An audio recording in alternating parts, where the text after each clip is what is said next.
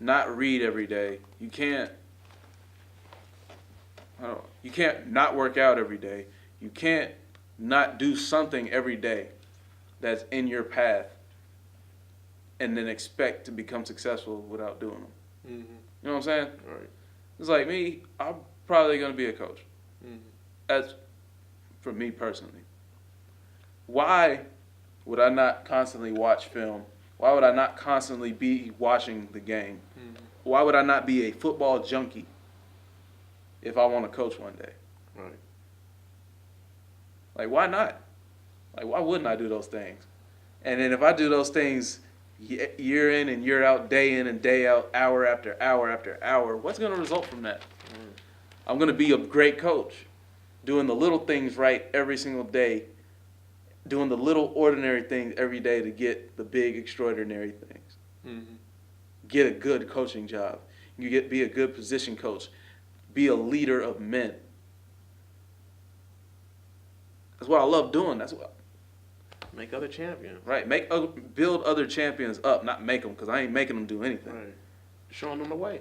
Right. For them. Showing them the proper steps to get to a common goal. So that they can reach their highest potential and their level of success that they need to be in, which is the Hornets in Techno-Sun. But exactly. Instead of trying to do what the Bulls did. Exactly. And I'll give you an example. It's like there's a whole thing about Little League football and all that. It's like, yeah, I get it, player safety and all that. If your child is gonna play. I get you're trying to have fun. Losing's not fun. Right. I'm just saying. I cried you know that. In Little League, I cried after a lot of games. And y'all thought, mom and dad thought I was just crying just to cry. Mm-hmm. It's like, no, losing hurts. This is not fun. It should be. For a winner, losing sucks. Right. And losing we're not out, parents get confused when they see a coach yelling at a kid. What are they going to do if they don't get yelled at all the way through their childhood and they get to high school and they get yelled at? They're surprised. They're appalled at why they get yelled at. Yeah. And then they can't take it and they quit. Right. Because their parents babied them around. Right. And it's like a winner hates losing. They're going to cry after every game. It's what we do. Right. Not every game. Not cry, but you're going to be pissed off. Because you could have done more.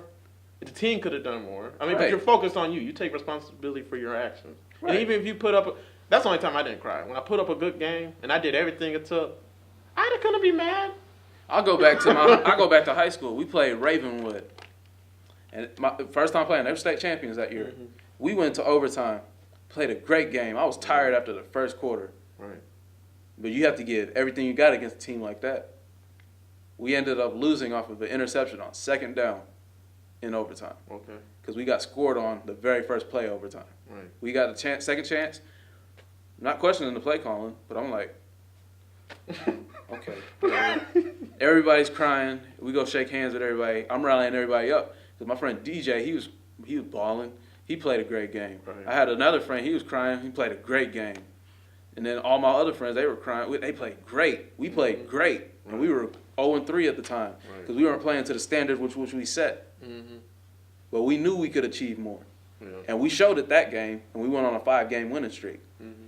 I'll say I had to step up and be that leader and be like, hey, we played great. Like, don't hang your head down.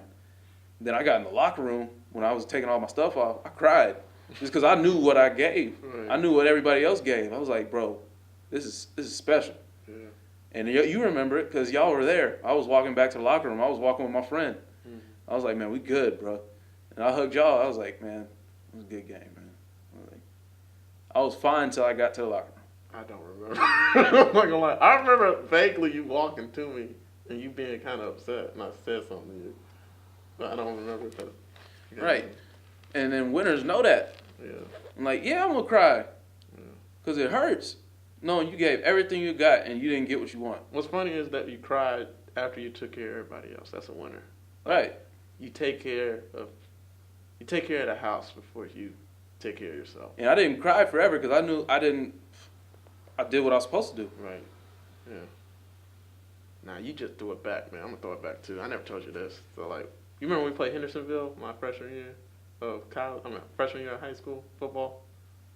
And we lost by 1 point, 21-20. And you remember I had my first catch? Yeah, I was there, yeah. That touchdown? No, I didn't get a touchdown. I should have. So, like, this is a loser mentality. I remember that because Bond was crying, and then... Yeah. This is a loser mentality. So, in high school, my freshman year of high school, like, I used to be the type of person that just let everybody do what they want to do so they'd like me. Everybody. And I told you that before. But I really did it in football. Like, sometimes I could just demolish somebody in football if I wanted to. Just, like, hammer them. Like Sean Taylor used to do. But, like, I prohibit myself from doing that because I want that person to like me. If I don't want that person to like me. If I didn't care. I just went all out. But then if I hurt them, then I'll feel bad. And I'll be like, oh, man, like, maybe I should tone it down a little bit. So that's why I'm not in the NFL. But anyways, like, so that game, I went off. Like, I think I had, like, 10, 11 tackles. I even had 2 pass deflections. They never passed the ball. And then, like, I had a catch. Like, they put me in that receiver, which they should have freaking did. You should have scored. You got hawked at the 2-yard line. See, and that's the thing. Like, I fell down. I could have scored if I wanted to. But because I depended on my team too much, like, I didn't even depend on them. I thought, like, we can get in the end zone if I just fall to the ground. Because you remember, like, I caught the ball. I got, like, 40 yards, I think. Maybe more. No, it was at, like, the 40. You caught it, went, like, 20 yards, and then I thought you got tackled. No, After you said that, I found out you fell. Right. It's obvious, right? Because, like, it was 2 guys. I was a kid, so I just thought you got tackled. Like, well, yeah. But the safety in the corner came at me. And all I had to do was just hurdle. All I had to do. Or I could have just trucked one guy and pushed him back. But they were both weak. Like, I felt how weak they were. But because I thought Mikey and Coach Duncan could have scored, you know, just throwing the ball or running, I fell and collapsed to the ground. And because I did that, we lost the game. Right. That's a losing mentality. Not doing your best and doing what you are capable of for the team, for everybody else, so that everybody can succeed and get to the levels that they need to be at. Like, when you really think about it, it's a domino effect. Like, it should piss you off, you know? And it pisses me off now that I was ever like that. Right. And those games that you lose, there's little things in a game that you didn't do. Right. Like, when we played Ravenwood, we should have won that game. Mm-hmm. Why? We lose. We missed a field goal going into halftime because one of my friends, I'm not going to say his name, he knows, but he missed a block on field goal. Mm-hmm. He chipped his guy chipped the ball, right, and it went over, and he missed the field goal to go into halftime. We were tied 7-7, something like that. Mm-hmm. So we should have won by 3, and then everything fell in our favor because they had like back-to-back touchdowns that got called back twice. Mm. So I was like, we should have definitely won that game. There's no reason we should have won in overtime. But it's just like I said. That's the difference. Like, winners, those things can happen,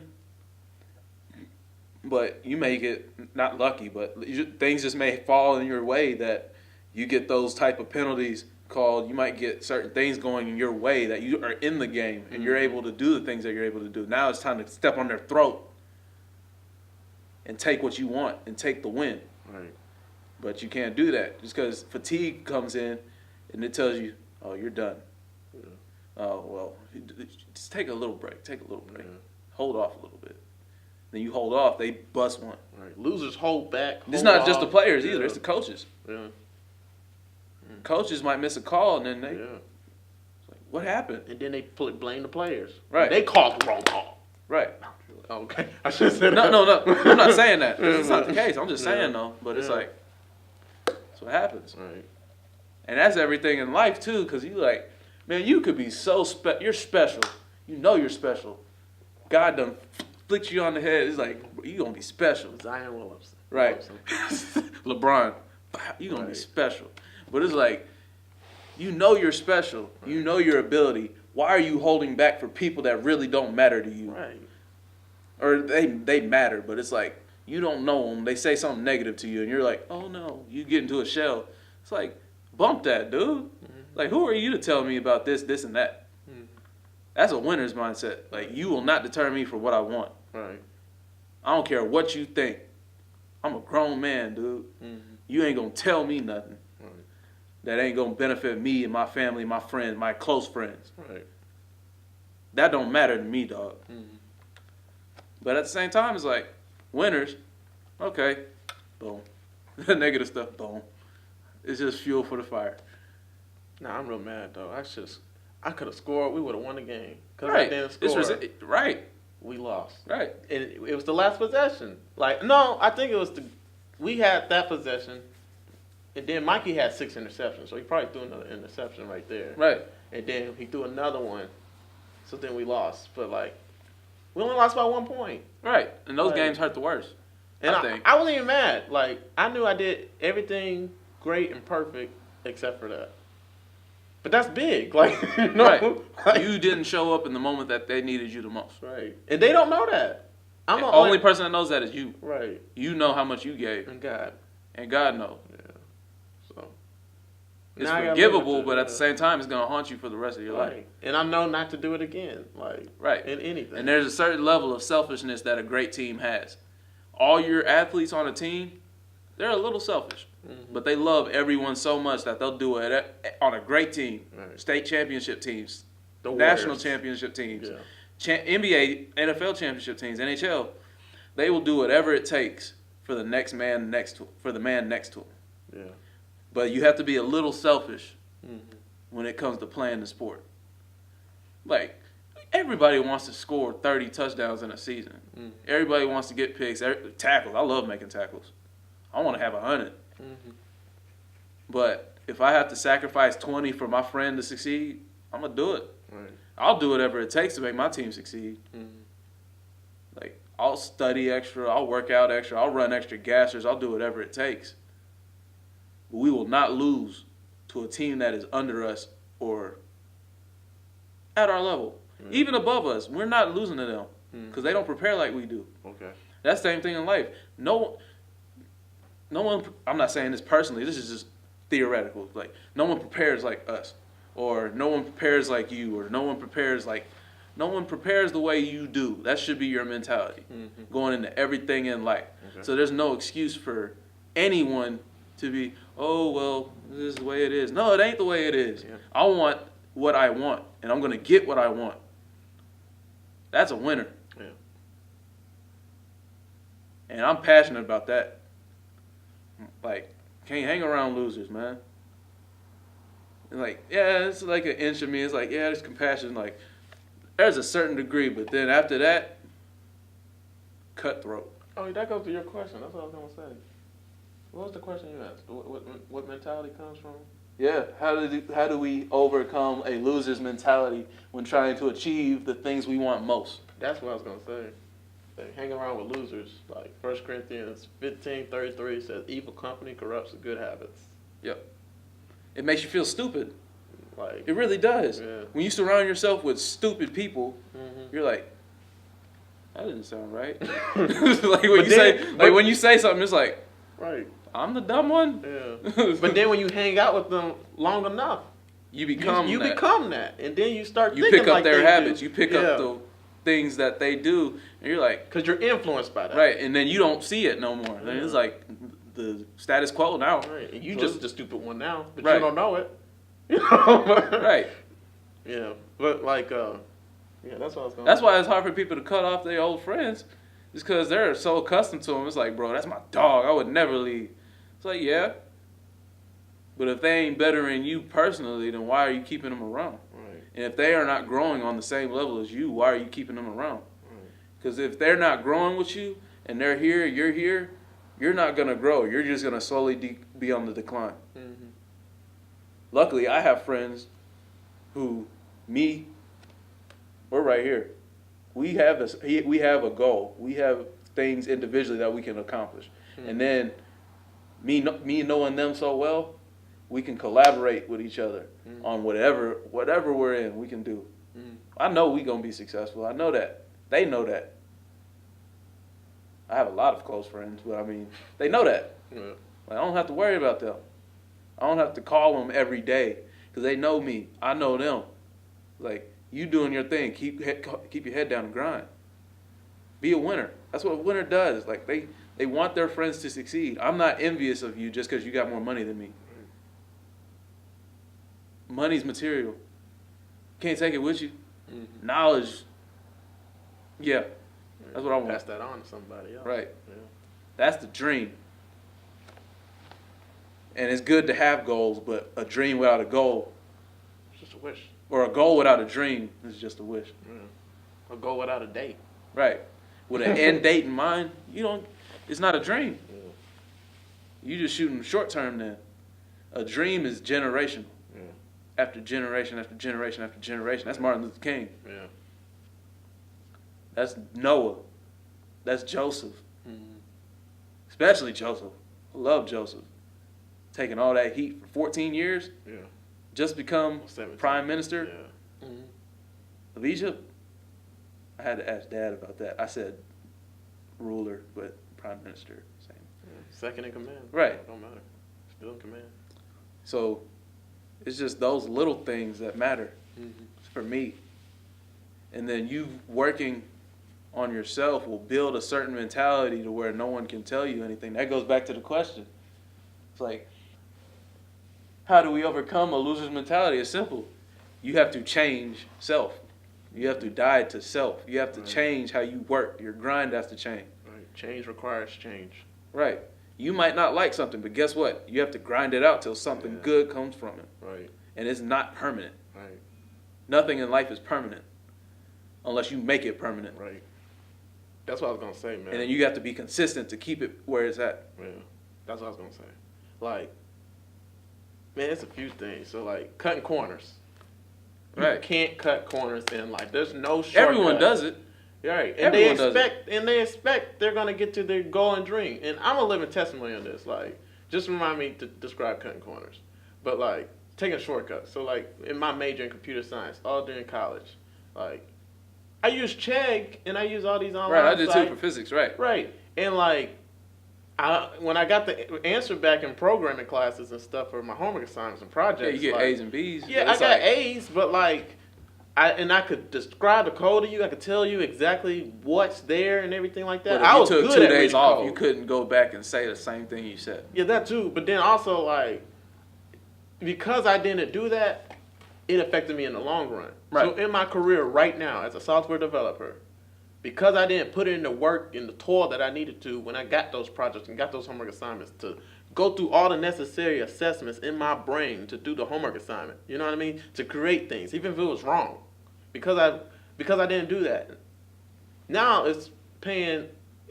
I'm paying the price in my career. So that's why I hate my job. Because like I'm just doing stuff and I have to think like that on a daily basis. It's very straining, like you know what I'm saying? Like Right. And I have to come up with code. And I don't know how to think about it. I don't know what to start from, what to do, because why? Because I took shortcuts and cut corners back in college. Right. And so, like, Pastor Furtick, he preached a sermon on that, cutting corners, like, and that's why King David. Oh yeah, you did. Yeah, I sent it to you, right? Yeah, King David. That's when he said, like, you know, the reason why he was the king for so long, and even when he made mistakes, he was still the king because God had him protected. Because the ark that he built is because how faithful he was in his youth, how faithful he was in between it in the journey. That's what prolonged his kingship and his success and his whole ministry, everything, because he followed God. So like, he didn't cut corners. He could have cut Saul's robe and killed Saul right there when he came in the cave with him. But instead, he said, it's not my time yet. God hasn't told me to do it. So I'm not going to kill the king because that's wrong. I'm going to wait until God wants him to be done. Not when I want to take him out. Not when I want to do it. And that's a winner's mentality, man. Like being able to do the right thing regardless, even in circumstances when you feel like doing the opposite. Right. Doing what is right, not what's easy. It's like I hate working out, but it's necessary. Right. If I'm trying to play again, it's necessary. Yeah. I have to be in shape. Mm-hmm. I have to. I get to at the same time because this is what I love to do. And that goes back to you about your major and how you cut corners. It's like football, I cut corners a lot. I didn't put in that much work. I put in a lot of work, but not as much as I should have. Yeah. If I go back, I'd do a lot more. Now, it's not too late for me, but I mean, I can do a lot more. And then back to what you said is like, dang, I'm losing train of thought. But it's like cutting corners, right? Yeah, cutting corners. So it's like with my major is like biology. You can't really cut corners in that. You got to memorize. You got to constantly read, constantly do that. I haven't taken none of my major classes yet, though. I've been taking chemistry. Chemistry, you can't cut corners. I like math, though, so it's like, I enjoy that process of finding the answer. But at the same time, I enjoy that. Like physics, I enjoy that. Chemistry, I like that. But for my major, it's like, yeah, going to be a doctor is cool. Being a researcher is cool. It's like, I don't think I would enjoy that. You know what I'm saying? Like, I mean, I've wasted 2 years. Not really, though, because I've learned a lot in those 2.5 years. But it's like, I enjoy what I've done for the last 13 years. And that's football. Why would I do anything else? Because I'm sitting there doing it, trying to learn it, and it's difficult. I'm learning it, but I don't learn it as easily as I do football. Because it's so simple, but it's complicated, but made so simple to the point of enjoyment. And that's satisfaction to me. Like, I could watch football all day and all night. But I cut corners, so now I'm sitting here wondering, like, well, what's next? I'm not lost, but it's like, do I go this route? Do I go this route? Which is good to have many venues to go. But it's like, I know what I want to do. Right. But now you got other people telling you, like, this is you. That's you. Like, no. So I have to build a mentality to where it's like, this is what I want. This is what I know I want. This is what I know God has for my life. Go at it. 100%. So, but it's hard to do that when you cut corners.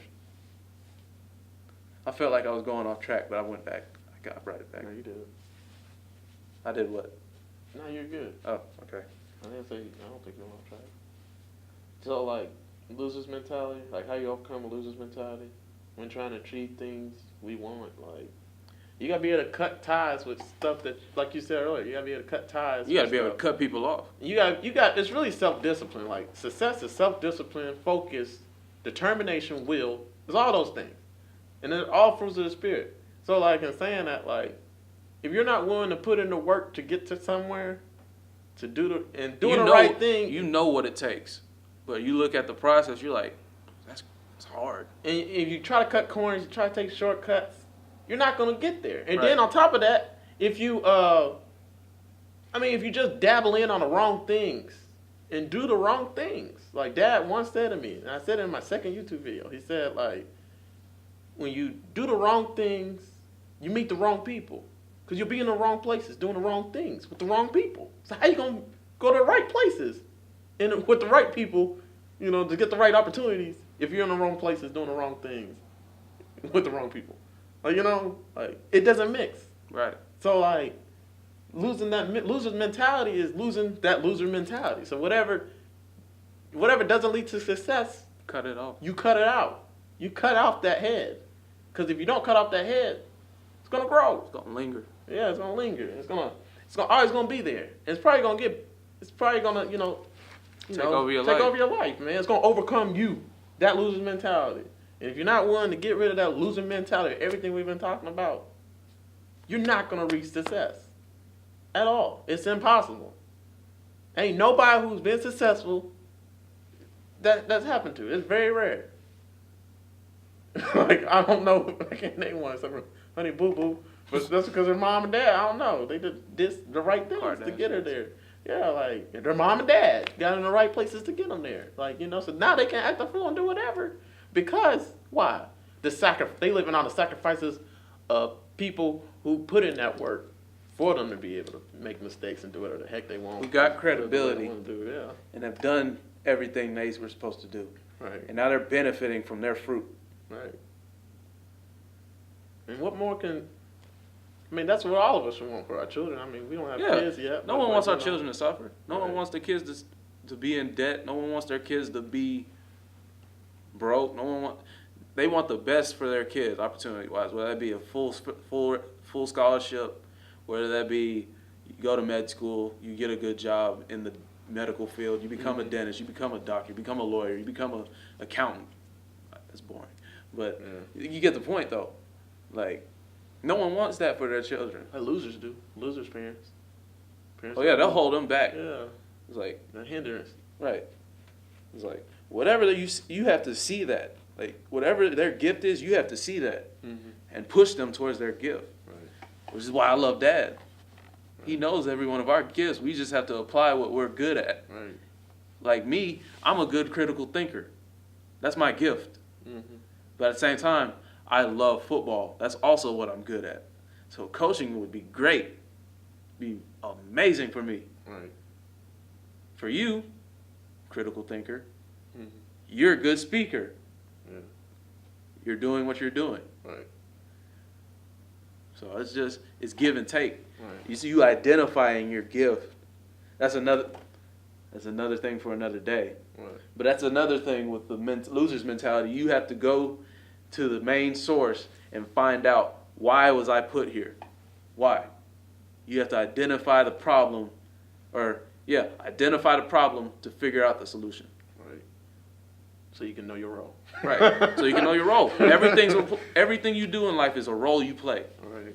To be successful. Right. No one in life made it on their own. Yeah. Everybody played a role to get you to a certain point. Right. You may currently be playing a role to become the better you, to become best for the next person besides you, to become best for the group, to eventually become best for generations on generations, to become a dynasty. Right. Perfect example: Lakers, Spurs, Celtics, Steelers, Patriots. Yeah. Bill Gates, Steve Jobs, Elon Musk, Mark Zuckerberg. The list goes on. Eric Thomas, Les Brown, all of them. I can name them all. Tony Robbins, Dave Ramsey. There's so many people. Right. But why are they successful? They made mistakes, and then after that, they went to the source and said, what is it that I need to do? What was I put on this earth to do? Right. That's how you get out of the loser's mentality. And now, it's not a matter, now you found it. Now it's a matter of changing your whole surroundings, whether it be cutting off family, friends, whoever, that don't get you to your goal. And bringing people who are successful or with you or higher, or not higher, I don't want to use that word, but more experienced. Don't know more than you, but they've been through a lot. Yeah. They've seen a lot. They've seen what you're trying to get to. They've seen the road. They've seen the different avenues you can take. They've seen which one's the wrong way, which one's the right way. Yeah. Now it's up to you to listen to the knowledge that's been passed down to you and put it into practice. Make it pragmatic. Right.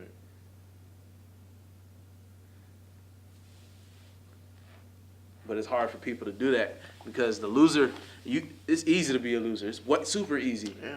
Just don't do anything. Right.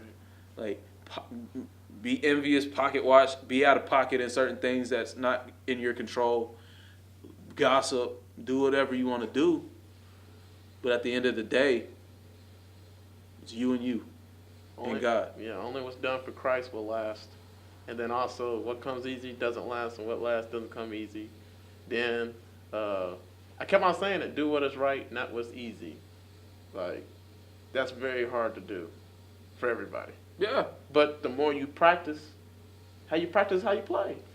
So, like, if you put it in the work and put it in that discipline to do something, it's going to get easier and easier as you go by. A good example is Tom Brady. The diet that he has that prolonged his game, and he's 41. Yep. And still playing freaking quarterback. Shoot, even LeBron. LeBron spent $3 or $5 million on his body. Yeah, a year. That's why he's doing what he's investing in himself. When you invest in yourself, it's when you don't invest in yourself, it's easy to give up on something. Because somebody handed it to you, that's easier to give up. You don't feel any, I don't know the word. You don't feel anything towards whatever they gave you. So there's no substance to it. Now, when you work for it and you giving your all to it, blood, sweat, and tears to it, you're never letting go. I don't care if I have to die for it. I'm going. You'll cherish it more. Right. You'll appreciate it more. The things you work for, you'll appreciate to the day you die. Not materialistic. That's not. The things you work for being knowledge, bettering yourself, seeking whatever you want to seek, helping your kids succeed, helping your friends become the best version of themselves, listening to advice from your parents, listening to advice from successful people, and then processing all that to flow through you and for generations to come. That's me. That's that. There's no easy way to put that. But some people just don't get it. Until it's too late. It's too late. And they probably never get it then until they burn in hell. But man.